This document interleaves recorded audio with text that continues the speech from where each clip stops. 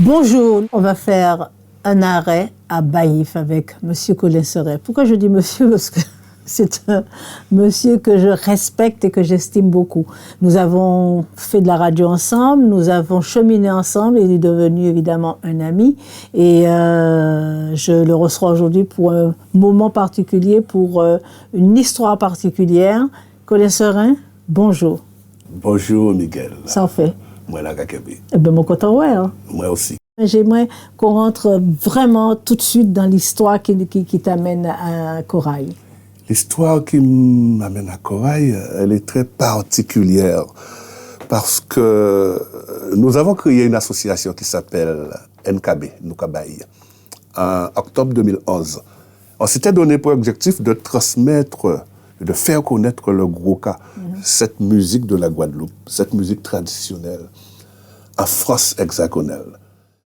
On veut pas retirer moi, on veut pas retirer moi, on veut pas retirer moi à Dango Kala. On veut pas retirer moi, on veut pas retirer moi, on veut pas retirer. Nous avons créé un atelier de boulaguel. À quel point moi, sur boulaguel, Tu peux expliquer un petit peu boulaguel parce que tout le monde connaît boulaguel, pas. Le boulaguel a été créé pendant l'esclavage, quand les maîtres interdissaient les esclaves de jouer au tambour, de jouer le gwoka. Et c'est des onomatopées. Himbo, ebe, hambo, ebe, himbo, be, himbo, eke, him, eke, himbo, eke, himbo. Et donc, je disais, on a un atelier de boulaguel et de gwoka. Et pourquoi on s'est retrouvé à Verde? Dans nos chants de boulaguel, beaucoup, des chants de Bel Air aussi, on a découvert ça après, beaucoup parlent des guerres 14, 18, 39, 40 et les autres guerres. Bien sûr, parce que beaucoup de nos soldats étaient d'origine antillaise. Donc c'est ce que nous avons remarqué, beaucoup de chants de veillée de Gwoka qui abordent le thème des guerres. Donc nous avons décidé d'explorer cela, de partir à Verde. Ah oui. D'aller sur... Sacrée expédition. Absolument. Nous sommes allés à Verde, nous avons fait des recherches sur Internet. Nous avons découvert qu'il y a beaucoup de soldats enterrés là-bas dans cette région. À Verde même. Absolument. Et notre premier voyage, en 11 novembre 2017, nous avons organisé une sortie à l'ossuaire de Dromont où nous avons rendu hommage à un de nos soldats. On a choisi un soldat. Et son nom est resté gravé dans ma tête. Tertullien Dufour, qui est mort très jeune. C'est des histoires. Il venait de la Guadeloupe, de la Grande Terre. Tertullien Dufour. Tertullien Dufour. Nous avons visité aussi la butte de Vaucroix. Et à l'église du village, on est allé dans un petit village accueilli par la municipalité. Ils nous ont accueillis comme des chefs d'État là-bas. On est allé, on a fait une prestation dans une église où on a entonné des chants de veille. C'était extraordinaire. Les gens qui veulent, ils vont sur la page Facebook de NKB. On a des extraits de cette visite. On était dans un village qui s'appelait Neuvilly en Argonne. Ça se trouve où alors à côté de Verde, à côté de Verde, d'accord, dans le Grand Est. Et combien d'adhérents à cette association? Au NKB, nous avons plus d'une cinquantaine d'adhérents. Et qui partent à la recherche de l'histoire, du passé comme on ça. a un CA, on a un conseil d'administration, nous on travaille, on a des gens. Moi je suis vice-président de NKB, le président c'est Marie-Georges Gordia. Oui. Et les membres du CA travaillent beaucoup, on fait des recherches sur Internet. Chaque année on fait des sorties. Comment cette association est accueillie en Guadeloupe, en Martinique, en Guyane, parce que ce sont des soldats c'est comme l'histoire des dissidents en fait. Absolument. Bien sûr. Quand on a parlé de ce projet-là à des collectivités, parce qu'on a contacté des collectivités pour financer cette stèle, parce qu'elle coûte cher, la stèle. Ils nous ont bien accueillis. On a fait des demandes de subvention. Nous attendons. On a fait des demandes de subvention au niveau des collectivités territoriales, Guadeloupe, Martinique, et les mairies aussi. Ici, on a rencontré la mairie de Verde. Ça fait 2 mois de ça. On a aussi demandé des subventions à la mairie de Saint-Denis, parce que notre association NKB, nous sommes basés à Saint-Denis. D'accord. C'est la Nouillée. Bicanou, ça, Saint-Denis. Saint-Denis, on peut souligner que, tout de même que Saint-Denis est une commune qui est chère à l'histoire de notre culture parce qu'ils soutiennent le CM98, le CM98 qui défend l'histoire de nos descendants, de l'esclavage et tout. À l'époque, on a eu Mme Jacqueline Paria qui était première maire adjointe. Après, mais ces derniers-là, c'était. Aujourd'hui, ça continue parce qu'on a aussi M. Daniel Dallet. M. Daniel Dallet qui est maire adjoint de la mémoire. D'accord. Donc voilà. Oui. Et le dernier voyage qu'on a fait à Verdun en novembre 2021, M. Daniel Dallet, il était là. Il est venu avec nous. Et les familles de ces soldats disparus, est-ce qu'ils sont liés à l'association? Nous avons essayé de retrouver les descendants. Retrouver les descendants, nous pas arrivé. Mais je sais qu'il y a des noms qui parlent. Mais bien sûr, mais il faudrait faire une recherche généalogique, bien sûr, parce que c'est quand même. Nous travaillons là-dessus. C'est quand même quelque chose d'important. Et la sortie qui est en novembre 2018, parce que nous sommes allés dans la région de Verdun. Là, en 2022, ça fera la 5e fois. Nous y allons 4 fois. En novembre 2018, nouvelle sortie encore. Et là, on rencontre M. Lapara.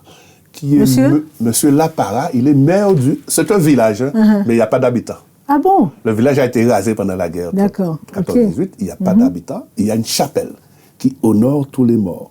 Le village s'appelle Fleury devant Drouaumont. M. Lapara nous a accueillis. Et de là... M. Lapara, c'est un vieux monsieur? Non. C'est un gars qui a la cinquantaine. Il nous a accueillis. On a fait des chants. Quand on est rentré dans la chapelle, on a senti des vibrations. On dirait que les soldats étaient là.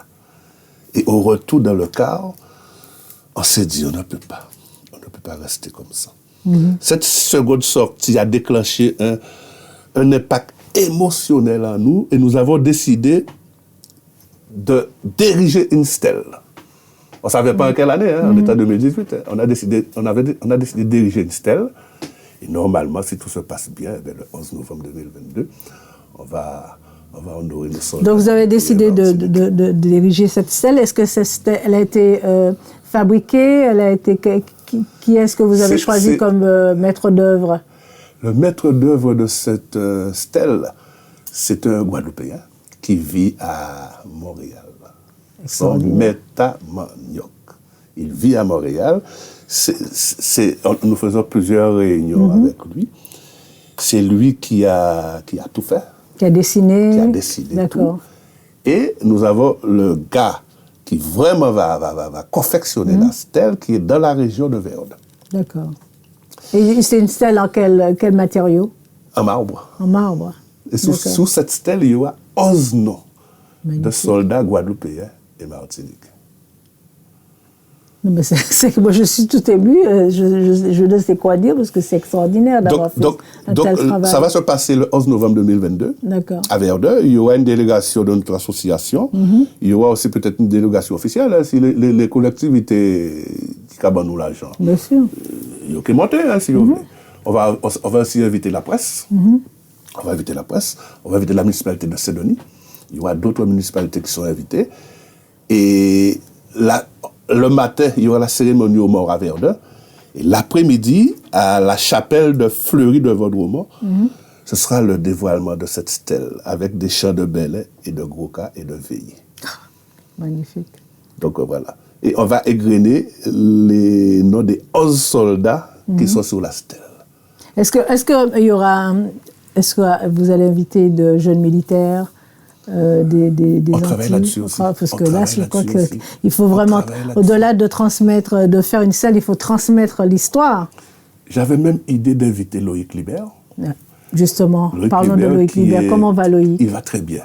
Qui est mon cousin, que je vois une fois par semaine, parce que ses parents sont en Guadeloupe. Rappelons un petit peu l'histoire de Loïc Libert. L'histoire de Loïc Libert, c'est les attentats de Montauban. Et en 2012, où Mohamed Merah avait attaqué 3 militaires. Le seul rescapé, il y a eu 2 morts, et le seul rescapé, c'est Loïc. Et Loïc, aujourd'hui, a 38 ans. Oui. Ça s'est Pour passé. rappeler qu'à cette époque, c'était un jeune soldat qui devait partir. Il avait 28 ans. Voilà, il avait 28 ans et il était déjà dans la force de l'âge et avec un avenir. Qui avait beaucoup de projets. Voilà, qui avait plein de projets. Et au jour d'aujourd'hui, il est tétraplégique à l'Institut national des invalides. Je le vois. J'ai découvert qu'il était mon cousin. Parce qu'on avait monté un groupe Facebook en 2012. On avait bataillé, milité. Mais oui, je me souviens, on avait fait un soutien avec la radio. J'ai eu l'occasion d'aller voir Loïc. Il me dit que la mère de son père, c'est une demoiselle sœur. J'appelle le Guadeloupe, je peux me renseignement. Son père, c'est mon cousin. Non. Il n'y a pas de hasard. Non, il n'y a pas de hasard, c'est la connexion. Il n'y a pas de hasard. Oui, parce que je savais combien tu tenais à supporter ce jeune homme. Après, je découvre qu'il est né le 10 octobre. Comme connaisseur. Il est né le 10 octobre. Comme Miguel. Donc, chaque année, le 10 octobre, vous passez ensemble. Je passe la journée avec lui. Je m'en fous de mon anniversaire. Pour moi, c'est rien du tout à côté de ce qu'il vit aujourd'hui. Bien sûr. Il est tétraplégique. Quelquefois, quand je sors des invalides, je me dis, la vie est belle. Il y a des gens qui se plaignent. Même à mes enfants, je dis, attention. Ils ont dit peut-être un petit bobo. Mais il y a d'autres gens qui peuvent malheureux. Donc, les autres petits bobos là, ça marre et les autres solides. Et dit comme ça que c'est pas grave. Donc, je vais essayer, mais le problème de Loïc, il faut qu'il ait une assistance respiratoire aujourd'hui. Donc, je ne sais pas si ça sera possible. Il peut pas être. Peut-être qu'on va dédier aussi ce moment à Loïc et d'autres militaires au Guadeloupe et en Martinique. En tout cas, je lui dédie ce moment d'émission parce que véritablement, j'ai eu la chance de le rencontrer qu'une seule fois. Mais j'aimerais aller à nouveau à sa rencontre. Je vais voir si j'organise ça. D'accord. Parce que tout dépend de lui. Oui, je sais. Oui. Pas de connaisseur. C'est clair. Et pour financer tout ça, ce projet de Stèle, à part les autorités qu'on a contactées, les collectivités territoriales, Conseil régional, général à Guadeloupe, CTM de la Martinique, bien sûr. dont c'est M. Serge Lachimi, le président, nous avons envoyé des dossiers pour tous ces organismes. Nous avons monté un financement participatif sur la plateforme Hello Asso. D'accord. On va rappeler. Nous savons qu'un bon panier à l'argent, on a mis ça à 20 euros. D'accord. 20 euros. Les gens qui peuvent, nous allons mettre couteau au Japon, les gens qui peuvent, parce qu'il faut que nous bouclons ce projet avant la fin du mois de septembre. D'accord. Donc, c'est une sorte de course contre la montre là. Ouais. Oui, puis c'est un appel donc, au soutien, un appel à l'aide. Sur la page Facebook de NKB, vous allez Nous Kabaye.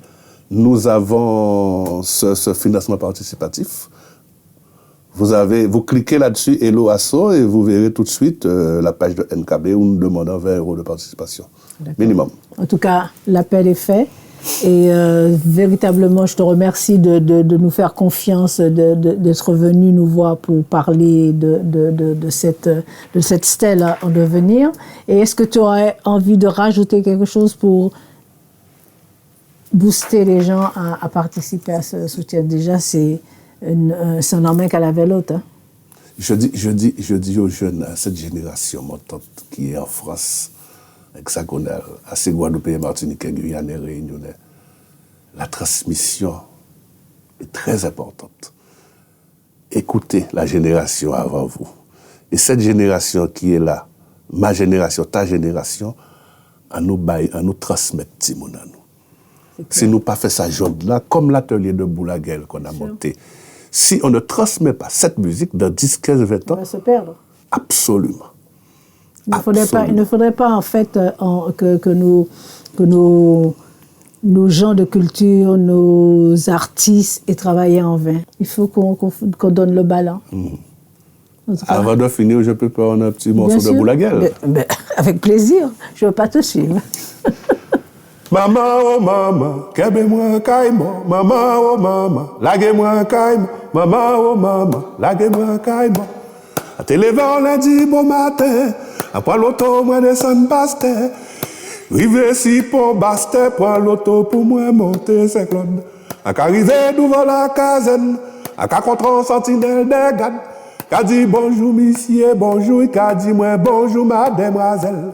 A qu'à mandé ici qu'on est Milo, qu'à madame qui Milo est ça. Qu'a dit Milo, Marie, moi, qu'a dit moi, oui, connaître Milo. A commandé ici, y'a pas un soldat. Sentinelle là, qu'a dit moi comme ça.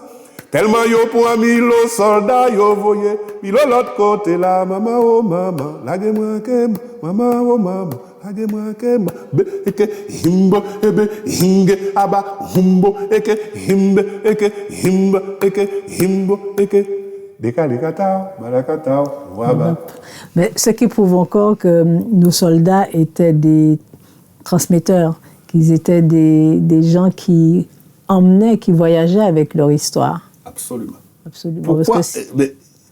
Je prends l'exemple de Sergius Geoffroy qui a fait ce morceau, qui est de la génération, je crois qu'il est dans les années 40. Il a fait plusieurs morceaux sur les guerres de 14-18, parce que sa famille lui a transmis quelque chose. Bien sûr. Il lui a raconté ses guerres. Et il a fait des morceaux sur ces guerres. C'est ça, c'est pourquoi la transmission, c'est très, très, très important. À nous transmettre, nous qu'à transmettre. Merci Colin, merci beaucoup et merci pour cette écoute. Je te remercie beaucoup. Je t'en prie, c'est normal. Beaucoup. Envoyez dossier là pour toute une série de monde. Premier monde qui répond, moi, c'est vous. Et moi, content. Cora est là pour ça. Merci beaucoup et à notre prochaine escale. À bientôt. Au revoir. Merci Colin.